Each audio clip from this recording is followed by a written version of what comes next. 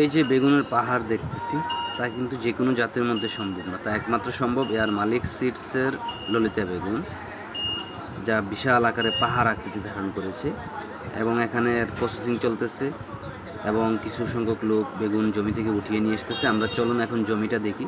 মাশাআল্লাহ, প্রতি গাছে কি পরিমাণ ফলন, আসলে আপনারা বিশ্বাস করতে পারবেন না যতক্ষণ পর্যন্ত নিজে চাষ করবেন না। এক এক গাছে 5-7 কেজি প্রতি হারভেস্টে মিনিমাম থাকে। তো এই জাতের মধ্যে সবচেয়ে বড় প্লাস পয়েন্ট হচ্ছে রোগবালাই কম এবং পোকার আক্রমণটা খুবই কম থাকে এবং বাজারেও এর চাহিদা যথেষ্ট পরিমাণ ভালো। এবং অন্যান্য যে জাতগুলো আছে প্রচলিত জাত, অন্যান্য সকল জাতের চেয়ে শতকরা প্রায় 30% ফলন বেশি এই টাইপের বেগুনের মধ্যে। তো যারা বেগুন চাষাবাদ করবেন আপনারা নির্ভয় নির্দ্বিধায় ইনশাল্লাহ এই এয়ার মালিক সিডস প্রাইভেট লিমিটেডের ললিতা জাতের বেগুনটি চাষাবাদ করতে পারেন। এক একটা শেপ দেখেন, খুব চমৎকারভাবে গুছানো হচ্ছে বেগুনগুলো, এগুলো চলে যাচ্ছে দেশের বাহিরে। তো একমাত্র মালিক সিডসের বেগুনেই এত সুন্দর শেপ সম্ভব, বিশাল পাহাড় বেগুনের।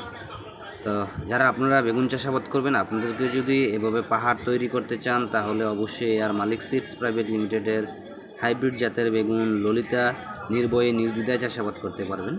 আসলে এর ফলন আপনারা কল্পনাও করতে পারবেন না কি পরিমাণ ফলন হয়। মাশাআল্লাহ, খুবই চমৎকার ফলন এবং শেপটা দেখেন খুব চমৎকার এবং কালারটা খুবই সুন্দর। এর ত্বক খুব মসৃণ থাকে এবং মোলায়েম থাকে। তো ধন্যবাদ, সবাই ভালো থাকবেন। আসসালামু আলাইকুম।